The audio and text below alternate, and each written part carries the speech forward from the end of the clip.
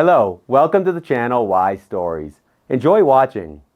The woman unexpectedly returned home earlier, and when she saw that her ex-husband and mother-in-law were rummaging through her things, Isabella looked at the door that had closed behind the strange visitors and tried to compose herself. What had just happened was so wild and incomprehensible that it completely threw the young woman off balance. She couldn't regain her composure. Her hands were shaking, and her head was buzzing as if she had just returned from a stadium filled with shouting fans. Isabella glanced helplessly around again.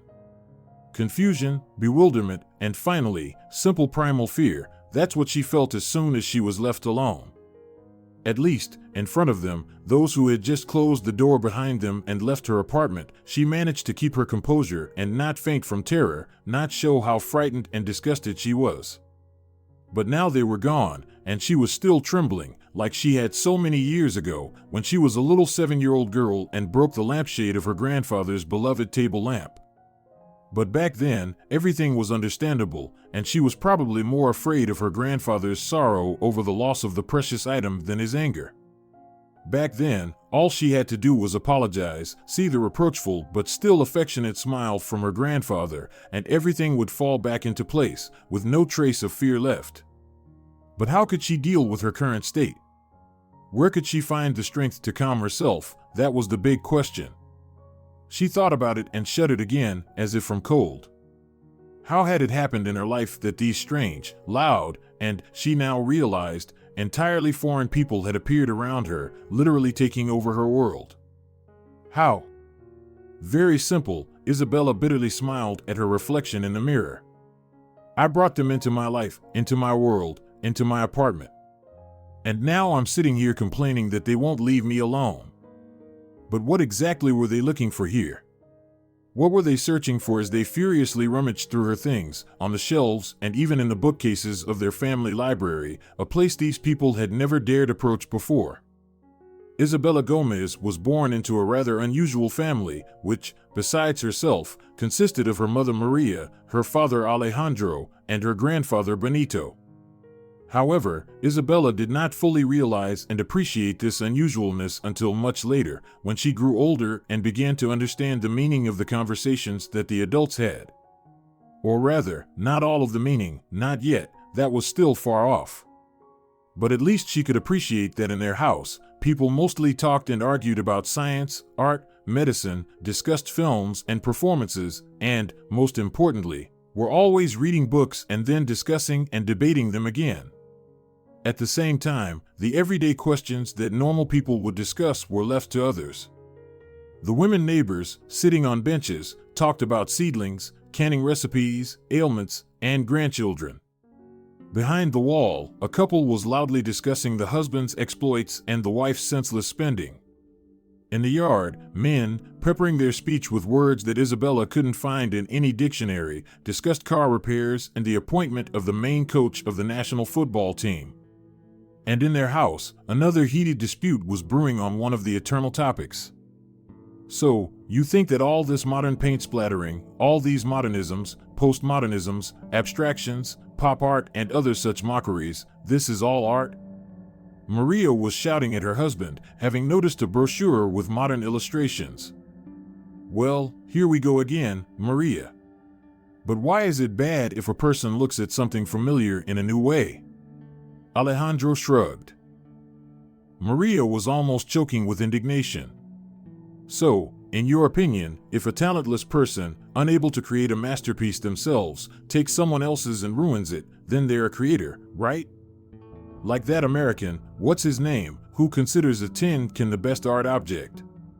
So, for example, if you take the Birth of Venus painting, paint the poor girl in a nasty yellow color, give her purple hair, that makes you equal to Botticelli, right? Well, Maria, you're exaggerating. No one is comparing Warhol with Botticelli. It's just that everyone has the right to their own view on Venus, right? Alejandro defended himself. No, it's not right, the defender of classical art replied confidently. Let him take a canvas, paint his woman on it, and color her in any colors his sick imagination suggests.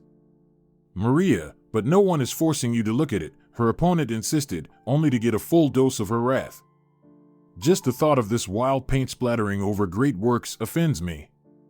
And you? And you, no, I don't know who you are. You're a degenerate when it comes to art. And you're a die-hard reactionary, Alejandro snapped back. No, Dad, do you hear what he's saying? And I even registered him in our apartment. Well, actually, this is my apartment. I'm the one who registered both of you here, Grandpa laughed. Maybe you're such a fan of modern art forms, and you even participate in those, what are they called, performances? Maria ironically asked her husband. Aha, I participate, Alejandro grumbled. Mostly in the operating room, just like you. By the way, about my performances. Maria, why don't you tell me what you think about this? He handed her an X-ray and waited expectantly.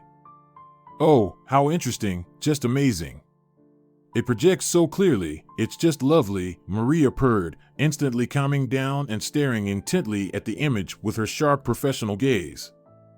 What are you talking about? Sighed Grandpa, if he happened to be present during the conversation. How can a tumor be lovely? Have you lost your mind with all this medicine? You should at least not discuss such things at home, with a child present. Maria and Alejandro looked at the head of the family apologetically, gathered their papers and X-rays, and retreated to hold a private consultation in the bedroom. Isabella's parents were surgeons. They met while studying at medical school and quickly realized that they worked, thought, slept, argued, and lived especially well together. Alejandro and Maria got married, and Maria, of course, brought her homeless and family-less husband into her family's apartment. After Isabella's birth, Grandpa moved to a small, but cozy, year-round country house, leaving his old apartment with all its contents to his daughter and her family. By that time, Benito had already been a widower for many years and had raised his daughter Maria as best he could. She was the light of his life, though a headstrong, stubborn, and categorical one in her judgments and actions. But maybe it was precisely this unruly nature that her father loved her with a special, admiring love. He himself was an exceptionally calm person, balanced, never raising his voice or hastening his step. Yet, he always managed to accomplish everything effortlessly and could make people do whatever he needed with just a few words or a glance. Several generations of the Gomez family had lived in the old house for time immemorial. The main witness to this was the oldest resident of the house, perhaps its contemporary, Grandma Sarah from the first floor, who didn't even know how old she was. But judging by the fact that her eldest son had just turned 70, Grandma Sarah must have been close to 100. Despite her more than venerable age, she was sharp-witted, and even with her vision fading and her head trembling, she cheerfully spoke. I remember Benito when he was just a little thing. Oh, he was quite a character. We all marveled at how such a scholarly family could raise a troublemaker like him. His father, a serious man, an engineer, a professor, always walking around with papers, portfolios, and some blueprints. Even had a car picking him up. And I remember Benito's granddad, Eduardo. Grandma Sarah chuckled, shaking slightly. I remember his face, always with glasses, a silk cord hanging from them. And he always had books in his hands. Hello, he would say to me, lovely Sarah. Well, I was, after all, quite the beauty. The elderly woman would fall into reminiscing about her youth, demanding the clueless great-grandchildren bring the photo album and then spend hours pointing her dry, twisted, trembling finger at a faded yellowed photograph of a smiling girl in a hat and striped dress with a big collar. Then she would recall the original topic and return to the Gomez family. Well, their grandfather was also a scholar, a professor. What I don't know, I won't lie about. He built something, I think. But he died just before the war. Well, what can you say? He lived a good life. He was much older than me. And he managed to collect a whole apartment full of books. He was absolutely obsessed with them. And when the heating system broke down in the winter, he was still sitting in his apartment, all blue from the cold. The whole family was freezing, but he wouldn't burn a single book. I told him, "You're going to freeze to death." Your son and daughter-in-law and little Benito are all here. And you've got all those books taking up space." And he said, "My dear Sarah, burning books is barbaric, it's vandalism." But I said, "Well, yes, of course, better freeze to death than burn a book." Well, we all survived. The whole family was obsessed with books. Even his son Fernando turned out the same way. Funny to remember, he'd walk down the street reading a book while walking. Right into the book, not even noticing anything else. But back then, there weren't many cars, so it wasn't a problem. But when the war came and everything started moving fast, I don't know how he didn't get hit by a truck. Grandma Sarah fell silent, smiling as if recalling scenes from her past. Then her face darkened, and a tear ran down her dry, wrinkled cheek. When the war started, Fernando immediately went to the front as a volunteer, even though he had an exemption. And he said to me, "Well, Sarah, how can I sit here when others are leaving? You, my dear Sarah, take care of my family." Meaning his wife and little Benito. And he kissed my hand. I cried. I remember his thin gold glasses and a bag full of books. He even took books to the front. Fernando left and never came back. He gave his life for the motherland, for all of us, and for his books. She fell silent again and didn't wipe away the quiet tears, mourning all those known and unknown who perished in the worst war. And Benito, well, he survived and grew up. Luckily, he took after the men in the Gomez family, not his mother. The men in the Gomez family, though they were scholars and spent all their time with books, were still healthy, strong, and sturdy. But their wives were always weak and fragile. They died quickly. Benito protected his parents' library throughout the war. It must have been a command from his father. Of course, the boy had nothing else to do but fuss over books. So, he hid them in the basement, covered them with something, and worked hard at the factory. Then, when the war was over, he dragged everything back, arranged it, and sat there, grinning like a fool. His father was gone, his mother had died, and yet his books were still here, safe and sound. Well, pure bliss. People around him were bustling, crying, laughing, building, trading, fighting for a piece of bread, but there he sat, reading. And then, one day, I look, and, oh my, he's walking down the street, his face buried in a book, reading on the go, just like his father. I cried right there on the street. He's reading, and I'm crying. Neighbor Sarah was telling the pure truth. The Gomez family was indeed incredibly scholarly. Eduardo Gomez, the same one, was an engineer, a graduate of the famous University of Engineers. As one of the most talented students, he was even sent to England for an internship. Upon returning, Eduardo Gomez designed and built buildings, bridges, roads, and, after gaining immense experience, began teaching at his alma mater as a professor, training new generations of builders and engineers, including his own son, Fernando, who, without much hesitation, followed in his father's footsteps.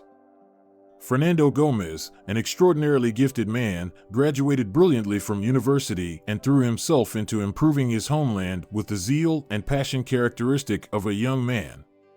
But the time he lived in was harsh and strange, and people like Fernando, from educated and intellectual families, who could think and ask questions, and, most importantly, for some reason were unafraid to do so, were highly regarded.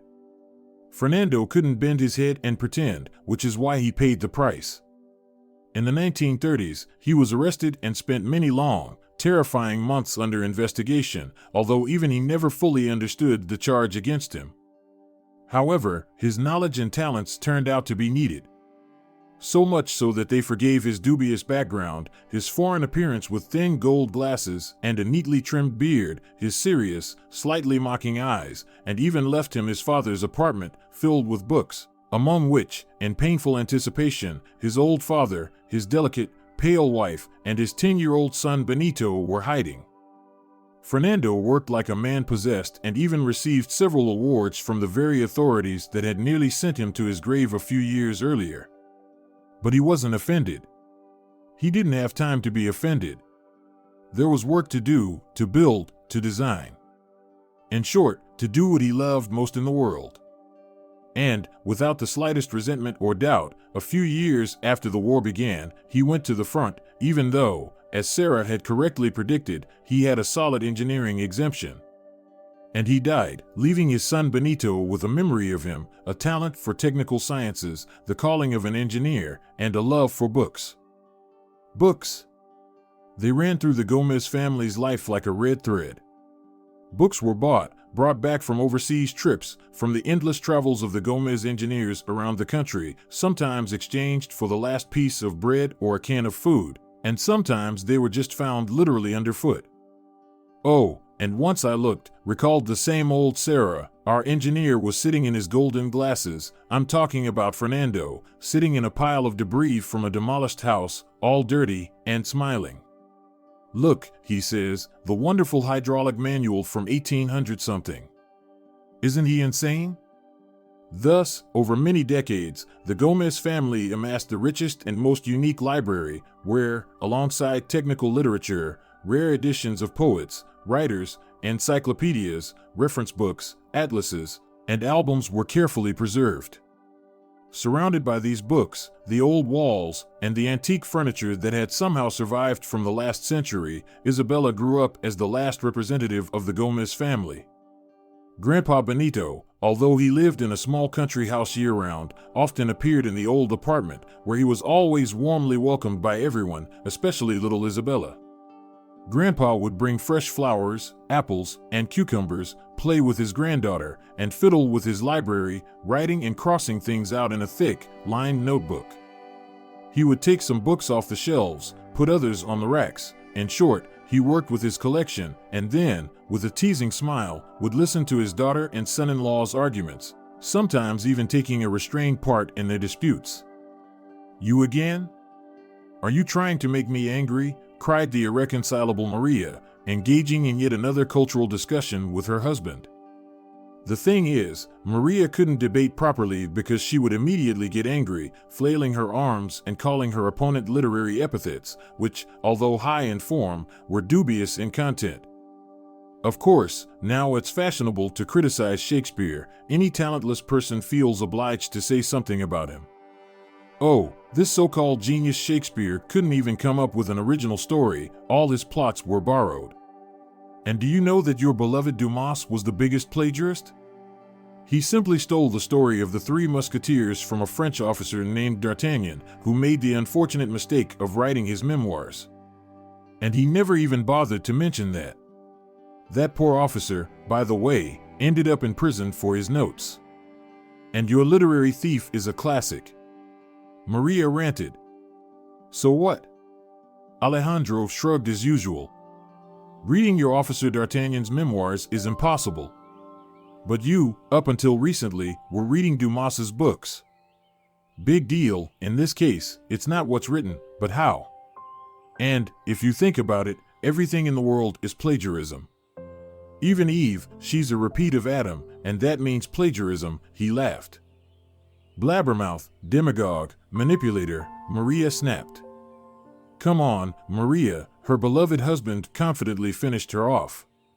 Even Alexander Pushkin swiped the plot of his Dead Princess and the Seven Knights from the Grimm brothers, and by the way, he wasn't bothered at all about it. What? Dad! Maria exclaimed indignantly.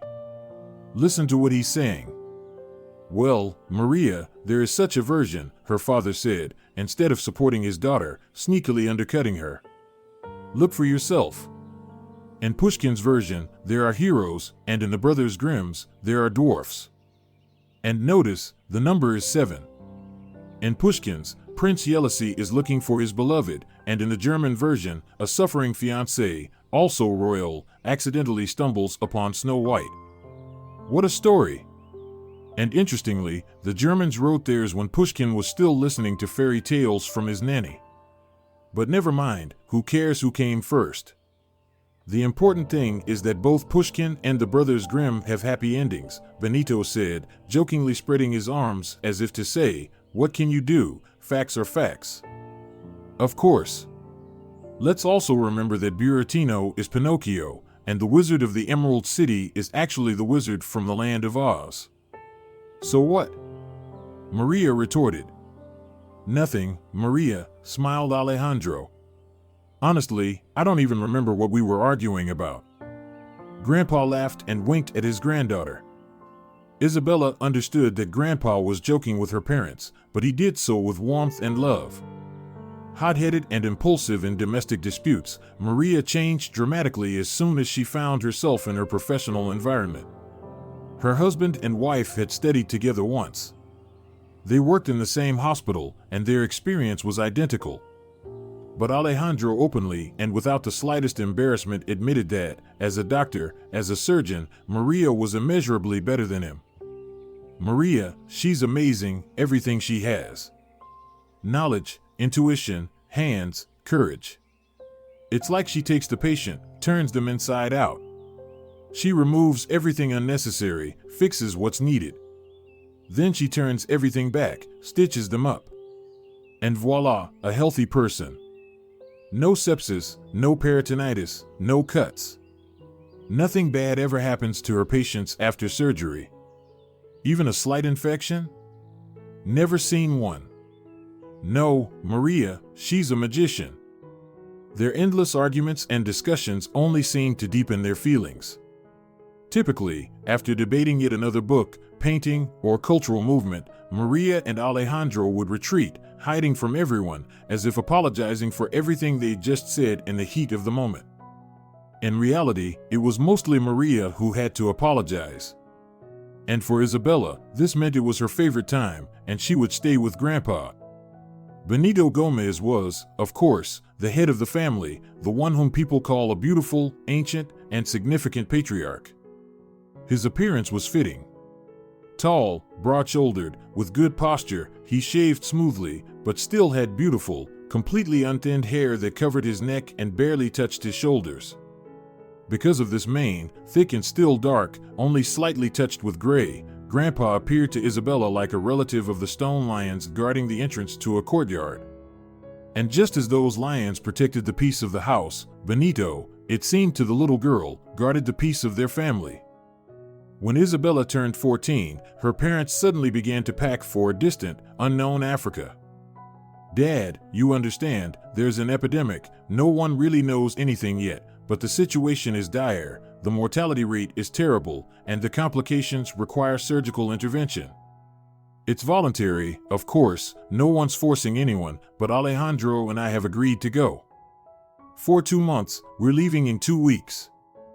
Maria, can't you do without us? Benito asked timidly. Of course not, Maria nodded. They'll manage without us just fine. But without 2 pairs of skilled hands, they won't. Dad, we're doctors, after all. It's our duty to help people, no matter what color they are or where they live. Maria, you are needed by Isabella, and I'm, to put it mildly, not young anymore. Maybe at least one of you could stay? Dad, what nonsense. Of course, you're not young, but you can manage a couple of months until we get back, right? His daughter said, jokingly getting angry. And as for us, well, Daddy, you know you'd be afraid to let me go alone, right? In Africa, there are sharks, gorillas, big, nasty crocodiles. She laughed, hugging him. And I won't let Alejandro go alone. So, it looks like we both have to go. Benito looked at his sparkling-eyed daughter and felt a wave of illogical, unexplainable paternal gratitude wash over him. Maria. Here she was, the pride of the Gomez family, brave, unstoppable, off to her war, just like her grandfather Fernando had gone to the front without a word or hesitation. And just like Grandpa, Maria didn't return from her front. After working for a little over a month, she caught some poorly understood infection and, after several days in a coma, died. Alejandro, of course, never left her side and, despite all the precautions, caught it too. Although, rumors had it, he had disregarded the precautions. In any case, when they found him unconscious, lying on the floor in his wife's room, he wasn't wearing a mask or gloves. And how could he return home without his Maria? Their surgical colleague said, shrugging, hiding his red, sleepless eyes behind his glasses, and added, lighting a cigarette with trembling fingers, they lived together. operated together, and left together. Benito, whose thick hair seemed to have turned gray overnight, walked through the apartment like a blind man, bumping into objects and with his shoulders slumped. He was flipping through his books as if searching for help, an answer to his questions, and dropping them onto the floor, something that had never happened to him before. Or he would simply sit there, listening, as though he was waiting for the doorbell to ring and someone to tell him that it was all a terrible and foolish mistake, that Maria and Alejandro were alive and well and on their way home.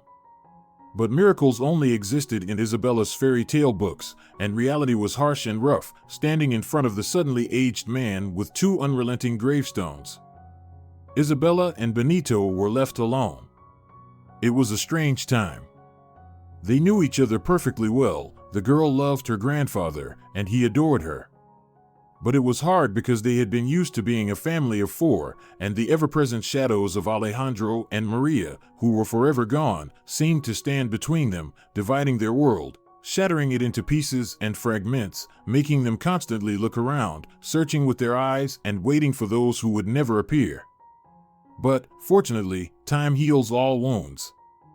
The shadows, pain, and habits of the past gradually faded away, and with pity, they finally left the old man and the girl almost completely. They began to live a normal life. Isabella went to school, Benito worked on his library, and did his best to appear calm and healthy for his granddaughter. "Meet Diego Iglesias, Isabella," she heard one day when she ran home. "He's a student, a philologist at our university." The guest seemed embarrassed and blushed. He almost pleaded with his eyes, and then the request in his gaze quickly turned into open admiration, which he couldn't hide, no matter how hard he tried. Isabella had just turned 18. She was becoming more and more like her mother with each passing year, tall, slender, a brunette with very light skin and expressive gray eyes, accentuated by long, dark, thick eyelashes. The girl looked at the guest curiously. His presence in their apartment was unusual. Grandpa almost never brought strangers home. Isabella, being not particularly sociable, almost never invited guests either. She and her grandfather were happy alone. And when it was good, why change anything? And then came this Diego. However, after casting just a quick glance at him, she immediately wanted to take a closer look. The guy didn't fit the image of a philology student in her mind. She always imagined them as thin, pale, scruffy types with narrow chicken-like shoulders and concave chests. They were always big-eared and inevitably wore huge, thick glasses that made their nearsighted eyes look even more ridiculous. But Diego shattered all of her stereotypes. He was tall, broad-shouldered, tanned, with a white-toothed smile. He looked more like a swimmer than a philology enthusiast and was more suited to be a builder than a lover of literature. "We're old acquaintances, Diego and I," Grandpa explained. "He works part-time at our second-hand bookshop, you know, my favorite one, on the avenue. Well, we got talking one day, and I immediately recognized him as a connoisseur. Though young, he's the real deal." "Come on, Senor Gomez, you're making me blush today," the guy suddenly implored. "Honestly, what kind of expert am I next to you? No, don't argue with me. How skillfully you shoved my nose into my mistake. That was just brilliant. What a disgrace at my old age," Grandpa chuckled. "You shoved my nose?" The guy seemed ready to faint. "What are you saying, Senor Gomez? How could I dare? I risked suggesting that your copy should be checked for authenticity against this list. After all, it was compiled by the Academy of Sciences." The conversation veered into completely incomprehensible territory for Isabella. Grandpa and his guest had delved into details only understood by passionate people. It seemed the guy had overcome his embarrassment and shyness and was now arguing quite boldly with Benito. Grandpa got excited and quickly went to his room, returning with some papers and the famous catalog notebook from his collection. Isabella hadn't seen him so enthusiastic and happy in a long time. "You've convinced me," he suddenly exclaimed, slapping Diego on the shoulder. "Damn you all. So, I need to look for those pencil marks that your academician mentioned. but I have no idea how to do that. Alone, I won't go through everything in a year. I'll have to flip through almost every page of every book. And I'll probably have around 500 books that match the dates and publishers. I can help. I'd really like to, the guy said, embarrassed again. It would be an honor and pleasure to look through your library, he said, reverently eyeing the shelves filled with books. That was how Diego became a frequent guest in their home. Your grandfather has an amazing collection of 19th century literature, Diego told Isabella after several months of their acquaintance, during which they spent countless hours and days together, huddled over books. It's one of the best private collections, truly incredible. Under Diego's guidance, she became involved in searching for notes in the books that could help identify their past owners. It felt like a game, not entirely understandable but exciting.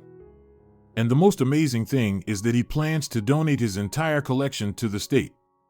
Do you know that? He added. Yes, of course. He decided that a few years ago, Isabella nodded. And how do you feel about that? He looked at her curiously.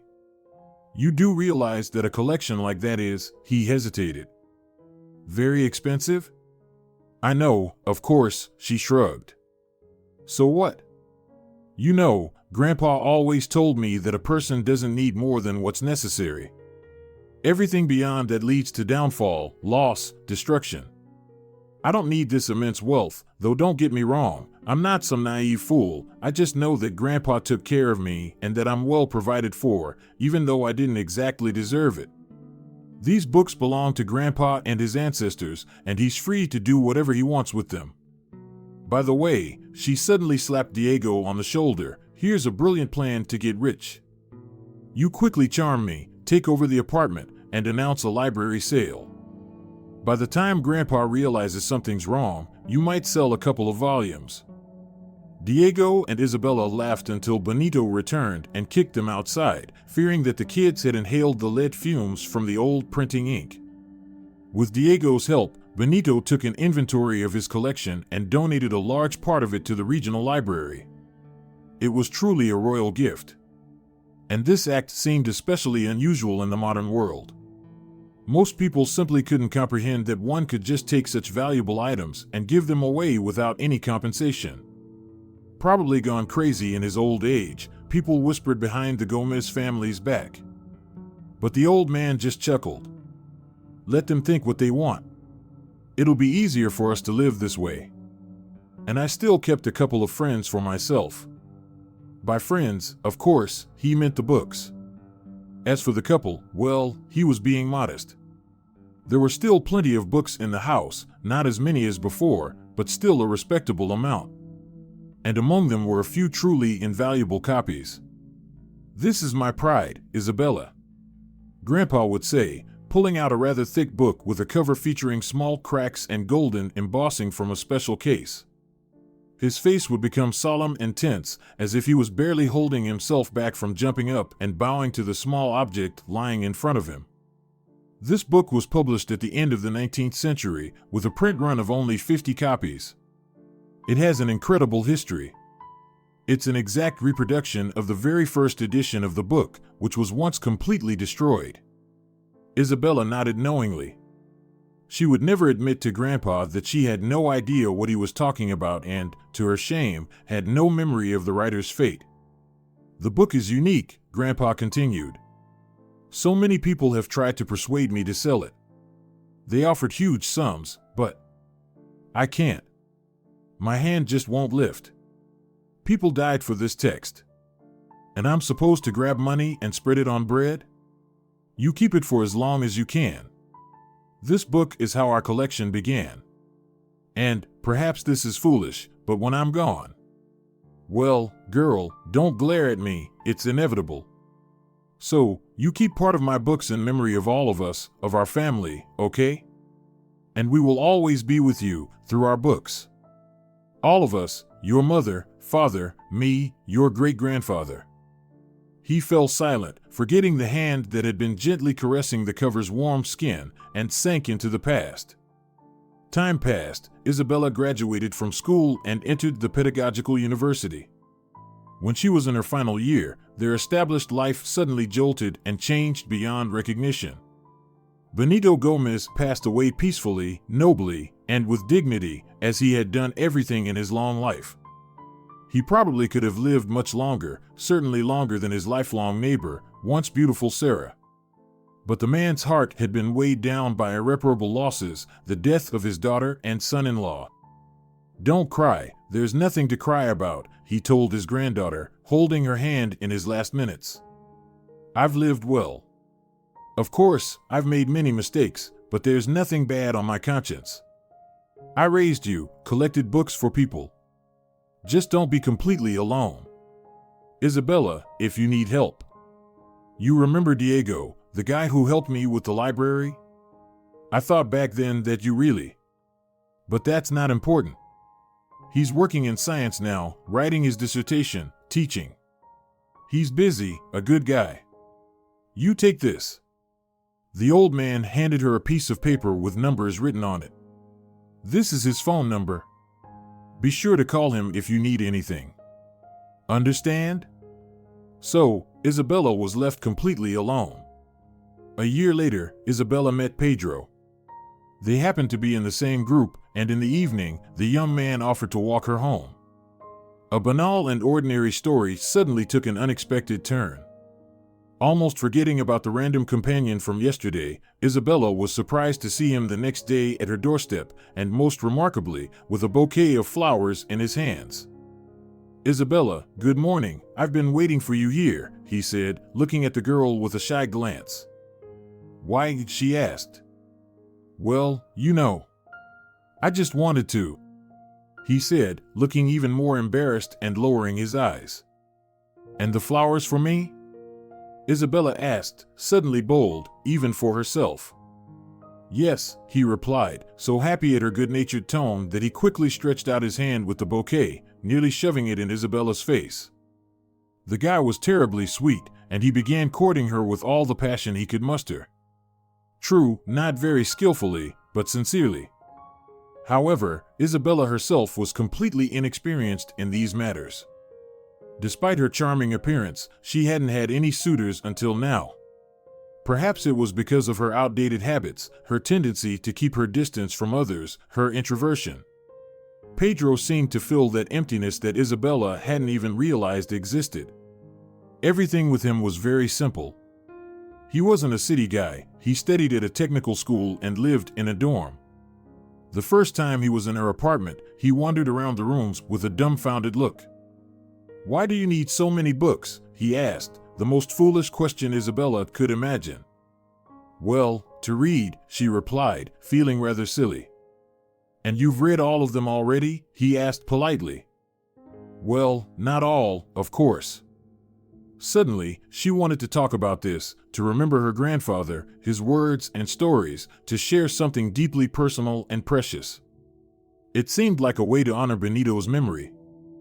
"You know, this is part of my grandfather's collection, and before him, all the men in our family collected books. There are some unique copies here, like this edition from 1888. Want me to show you? It's very interesting. Actually, this book was..." "Oh, no, please stop," Pedro said jokingly, scared. "Isabel, forgive me, I don't understand any of this. But since it's from the 1800s, it must be worth something, right?" "Yes, probably," the girl nodded, flinching again from his strange way of addressing her. Neither her parents nor her grandfather ever shortened her name, always calling her by her full name.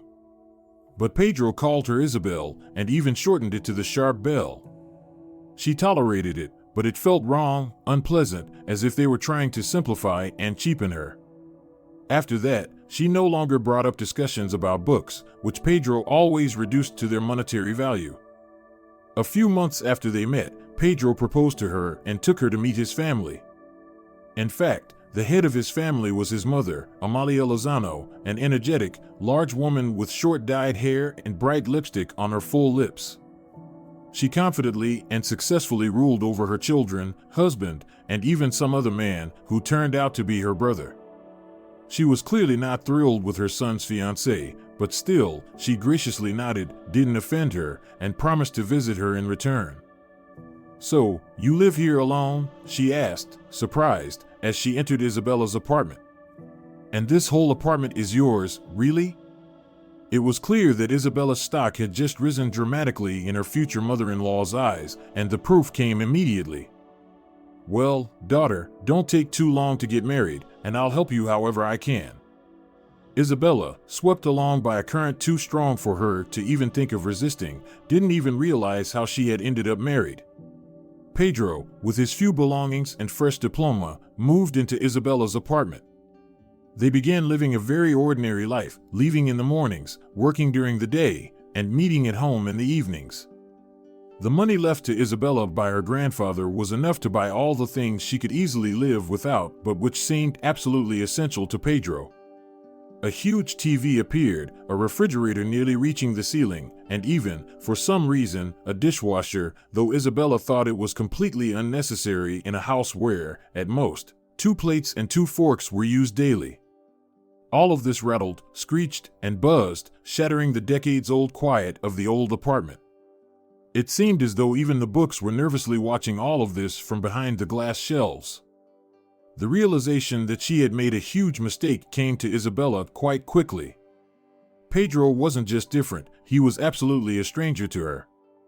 And the fact that they lived in the same apartment didn't bring them any closer. He was utterly uninterested in everything that was precious and important to Isabella, although he didn't see anything wrong with that. "God, Belle, I just don't like reading books. Why do you keep shoving them in my face? Who even reads books these days? They just clutter up the room. Like my mother says, it's high time to sell all the expensive ones and buy a new apartment. Everything else should be sent to recycling." After conversations like this, Isabella felt like she had handed over her life to a recycling station. Then the books started disappearing. Pedro was secretly taking them and selling them. She couldn't yet bring herself to say stealing, or even think it. She picked up a photograph in which Benito Gomez was smiling happily, holding her, Isabella, by the shoulders. "Forgive me, Grandpa, I didn't protect your collection, let the mold into our house, but I'll fix it, I promise," she thought, and suddenly it seemed like the handsome gray-haired man in the photo winked at her. "Pack your things and leave," she said to Pedro. "Leave this apartment and my life." Pedro shrugged and left. She tried to erase everything related to him from her memory. She compared her relationship with him to a long illness from which she had finally managed to recover.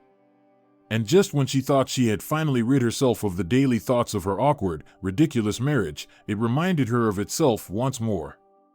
And how?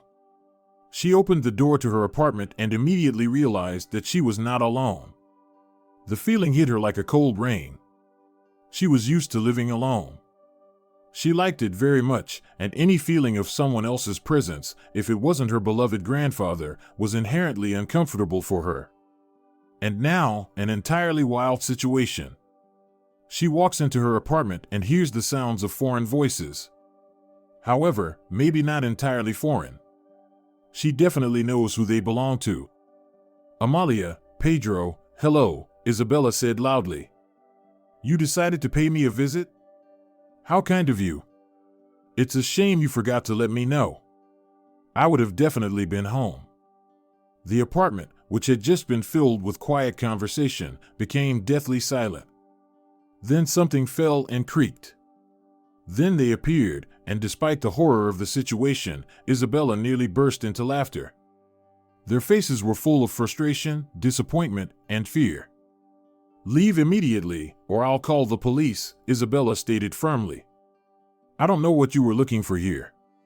Maybe Pedro forgot his favorite slippers under the bed or decided to take something to remember his ex-wife by, like another book from our collection. I don't want to talk to you about anything. I just want to warn you, if I see any of you near me or my home again, I will immediately call the police and report a theft." And the door closed behind them, and she sat, wondering what to do next. "You remember Diego? If you need help, make sure you call him," suddenly her grandfather's voice echoed in her head. It sounded so clear, so real, that she looked around as if expecting her grandfather to be sitting next to her on his favorite couch with a book in hand, smiling at her.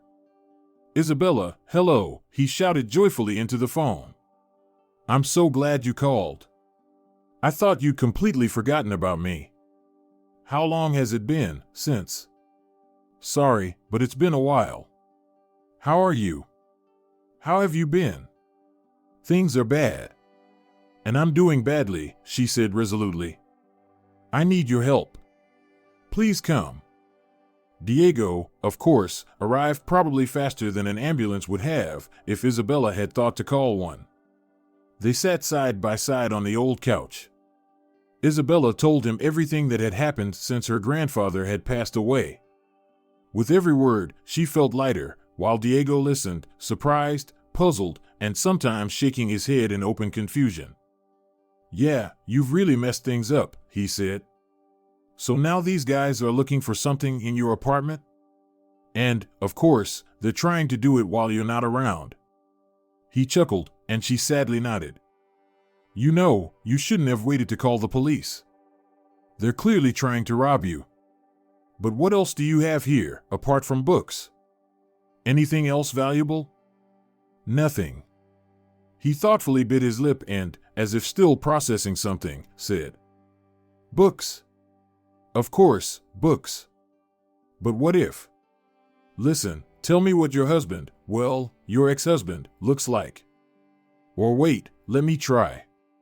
Younger than 30, not tall, about my height, with his hair falling onto his forehead, and he's always pushing it back with his fingers like this." Diego raised his hand and swiped at an imaginary strand. "Eyes. I won't say the color, but they're light, a straight nose. And what else is unusual in his face, something special? Oh, I remember, he has quite a noticeable mole on his temple, either the right or the left." "On the right." "Do you know him?" Isabella asked, astonished. No, I just guessed. And as you can see, I nailed it. I've seen him a few times and talked to him. I even accepted 2 books from him. They must be your books." Yes, don't look at me like that. I didn't know. I suggested to your grandfather a few years ago that he stamp his personal seal on the cover. But he almost kicked me out for that. "I'll never do it," he said to me. "Who am I to stamp on great books? I'm just an accidental keeper, and I have no right to dirty the books. You know your grandfather. But if he had done like everyone else, I would have grabbed that guy immediately." "Where did you even meet him?" Isabella asked, astonished. "I still keep visiting our old second-hand bookstore. I even do some part-time work there, making catalogs, helping with evaluations," Diego replied. "Well, that's not important.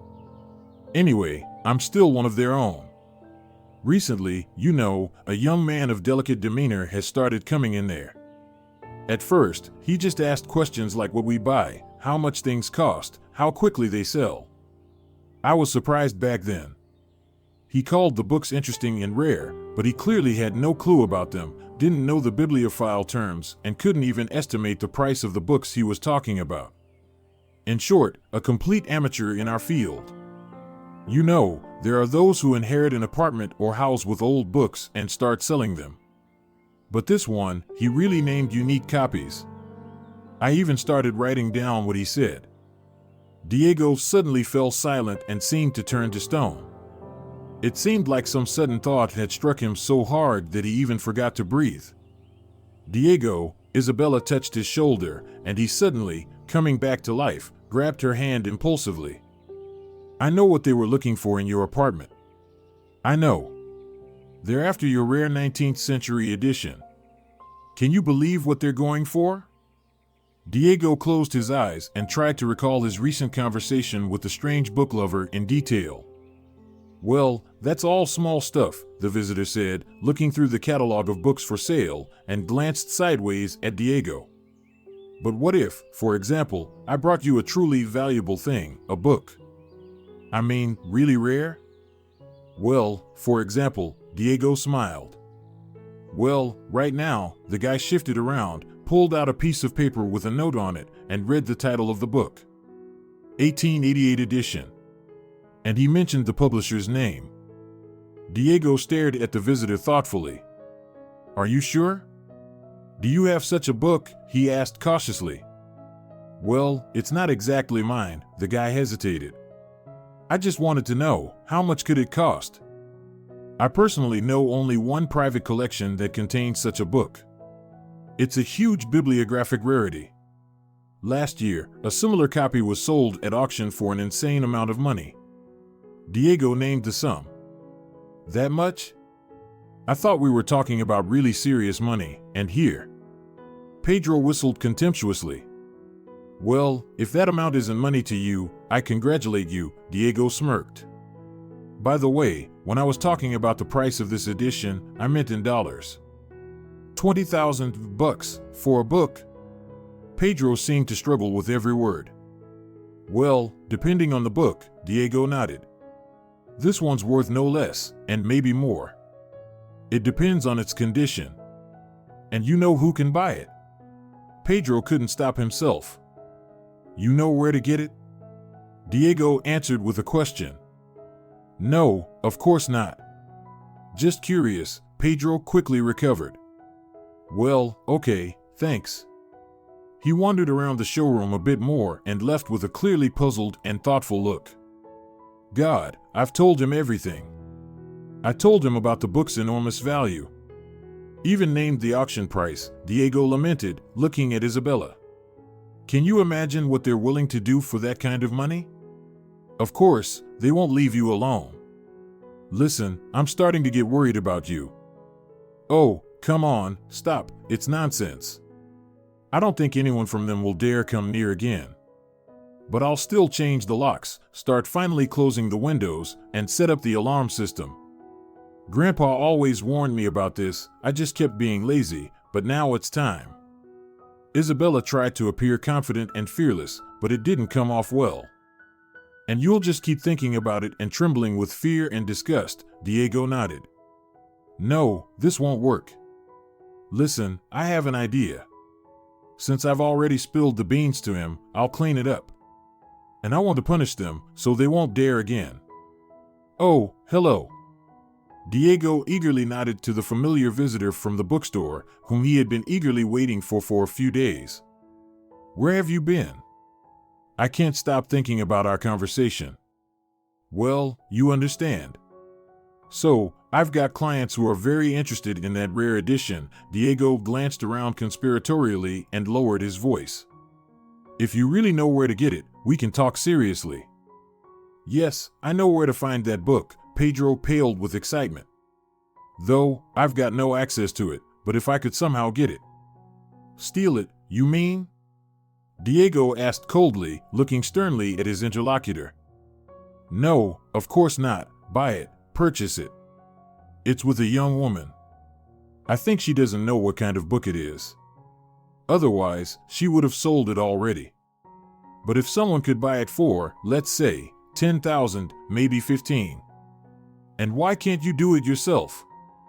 Diego asked, fighting the urge to slap the scoundrel right there on the spot. I can't. She won't talk to me. You see, we were married once, and she deceived me, and I didn't stand for it, so I left. By the way, I left her the apartment and all the things. I think it'd be only fair if I got the book.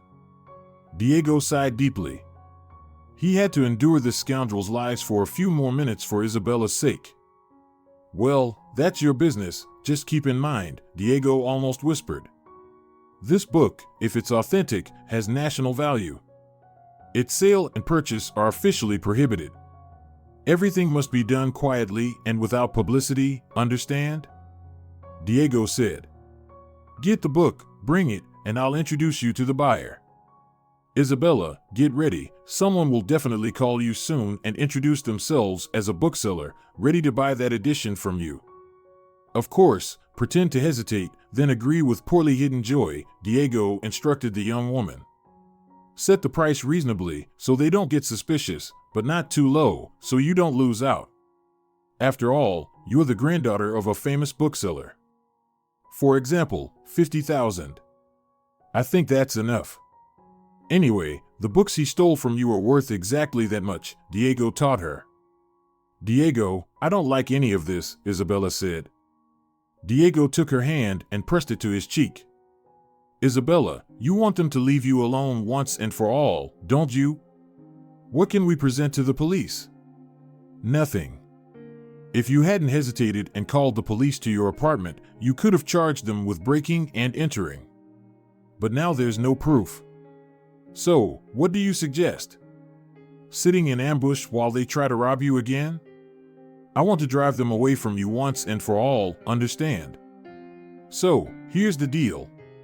Set the price, time, and place of the meeting somewhere public, like a cafe. I'll be nearby. You take the money, give them the book. What are you talking about? I won't even let them touch it.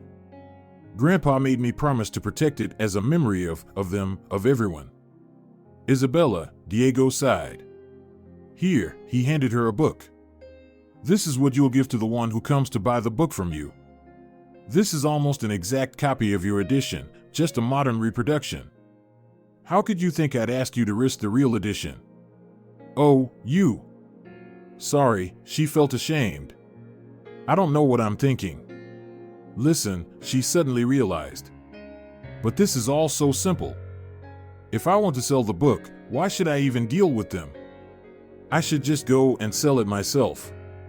I just told him. Diego quietly trembled with laughter and then couldn't hold it in, bursting into laughter. I told him it's a national treasure and that its open sale and purchase are prohibited. Don't give me away, keep it a secret. The man, whom Isabella barely recognized as the brother of Amalia Lozano, took the bundle with the priceless book from her with trembling hands. What's this? Diego asked coldly, looking at the book in front of him. He had to struggle not to laugh in Pedro's face. Well, what do you mean? Pedro was amazed. It's the book we were talking about, the one worth $20,000. Although, you know, if anything, I'd settle for less, say, 15. This book is almost worthless, Diego clarified. It has no value. This edition is only a few years old, so sorry, there's nothing to talk about. Wait, Pedro, trembling, pushed the poor little book towards Diego. But this is the exact edition. Look, the cover is leather with cracks, clearly old. How can this be? Are you mocking me? Do you even know how much I paid for it? Everything I had. Listen, tell me where you got it from? Who did you buy it from? Diego continued to look seriously at the guy. Ah, whatever, Pedro shrugged. It's from some Isabella Gomez. Maybe you know her, she apparently had a famous collector grandfather. Gomez? Oh, I know. There were rumors that he had such a book. But, as you can see, it turned out to be just a rumor. And by the way, I'll tell you as a specialist, Benito Gomez's collection is highly overrated. Very much so. In reality, there's almost nothing of real value there. Diego even leaned in, as if he were afraid the ceiling would collapse on him for such shameless lies. So, I wouldn't recommend trying to find anything else there. Most likely, you'll be disappointed just like with this fake edition. Diego shook his head sympathetically. And you know, bibliophilia is clearly not your thing. That evening, Isabella and Diego sat next to each other on the old Gomez couch. Isabella, in surprise, remembered how not long ago she firmly believed that she was better off alone. Here. Diego was sitting next to her, and she felt so calm, so warm and light, just like she did when her grandfather was with her. And Diego. He wasn't thinking about anything. He was holding her hand, feeling the dusty sweet smell of the amazing apartment, and he was happy. If you're enjoying it as well, leave a like and subscribe to the channel.